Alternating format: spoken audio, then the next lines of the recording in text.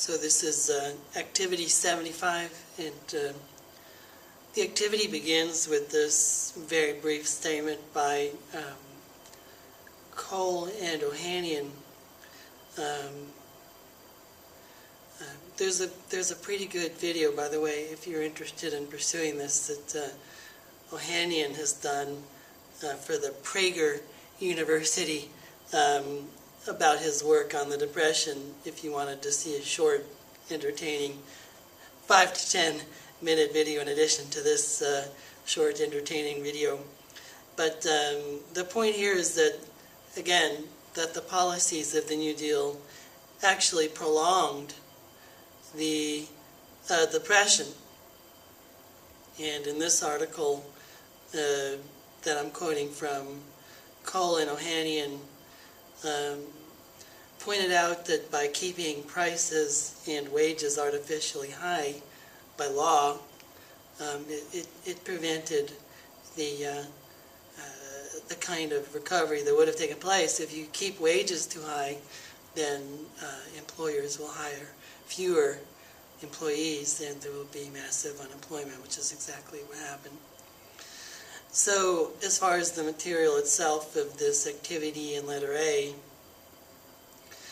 I think this is a point of view worth taking very seriously, Johnson's in Modern Times. Again, if you want to read more about this perspective of the New Deal and the Great Depression, I think Paul Johnson's Modern Times is maybe the best place to look for an accessible description of what happened from this this perspective of not believing that government spending and programs is the way out of a downturn.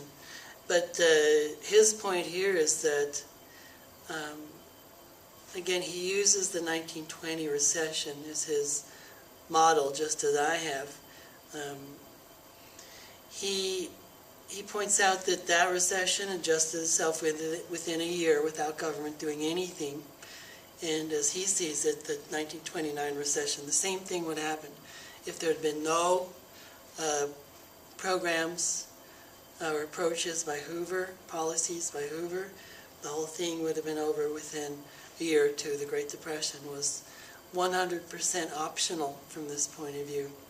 But as he says, it would require patience on the part of business people and the public. So again, I'm going to use the flying V, the two paths. This is the difficult path. The path of government doing nothing and just letting the people do what they need to be doing to bring about recovery. There would be suffering for a year or two. This is a difficult path, but you get recovery, prosperity within a couple of years. By trying to avoid the pain, you end up with a Great Depression, by trying to use the power of government to avoid the pain of the downturn. So patience is the virtue that's required, and patience is the willingness to endure suffering when you need to in order to have a good outcome. And if you don't have that patience, there will be bad results. Letter B is kind of a more detailed statement of this dilemma that was faced in 1929. Johnson is saying in letter B that Hoover got good advice from Andrew Mellon, although I don't know if this is on purpose or not, but Johnson, when he says liquidate labor, liquidate stocks, those aren't the words that Mellon used. It was Hoover's description of what Mellon was suggesting. But the idea here is liquidate labor means let people become unemployed for a time. If there's fewer customers and companies don't need those employees for the time being, then let them be without a job temporarily. It sounds harsh, but it's actually not. It's not harsh because it brings about recovery. The truly harsh approach is to do what Hoover did and tell the companies to keep their employees at a high wage, because then we end up with 25% employment. This is the truly cruel path always, whether economically or politically or ethically. This one is difficult, but ultimately a much gentler path. Liquidate farmers, liquidate real estate. This all means let people go out of business. Let companies go out of business. If people can't make their payments on their homes, then they need to foreclose and live in an apartment for a while. This is the way to bring about true recovery. And again, this is something to consider for now. We're doing all sorts of things to try to avoid pain, and that might be where it is, this path, I guess I'll say. And I don't expect a good outcome from it, but again, this is just a perspective for you to consider, and ultimately you need to listen to both sides and see what is most convincing, and just continue to observe what happens and seek out different media sources that'll give you both sides. Letter C is the perspective of Hans Sennholz. Now, Sennholz was what you would call an Austrian economist, or an economist of the Austrian school.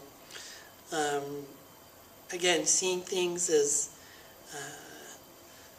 a non-governmental approach to the economy, he sees the roots of the Great Depression in what scholars and teachers were teaching in the universities in the earlier part of the 20th century, when he speaks of social and economic ideologies hostile toward our traditional order of private property. He's talking about the triangle and how previously everything was for the purpose of securing those rights. Then you have more Marxist approaches, which is no, there's no right to acquire and possess property. It doesn't need to be secured. And as those ideologies are being taught, it prepared people to accept what happened during the New Deal, which was at least in part, a rejection of the previous approaches to politics and economics, where the emphasis was on securing the right to acquire and possess property, which was believed to lead to prosperity, and I think did lead to prosperity, sustainable prosperity. Letter D, Garrett, I just included this because I think it's kind of interesting that he wrote this book called The People's Pottage about the New Deal and Great Depression. The story from the Bible is about Esau selling his birthright, which he had as the eldest son, for a bowl of lentil soup because he felt hungry.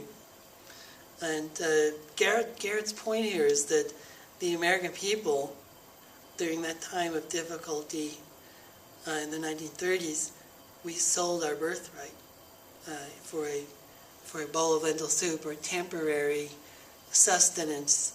The birthright of Americans is liberty, self-government, constitutionally limited government, the protection of our basic rights, life, liberty, property.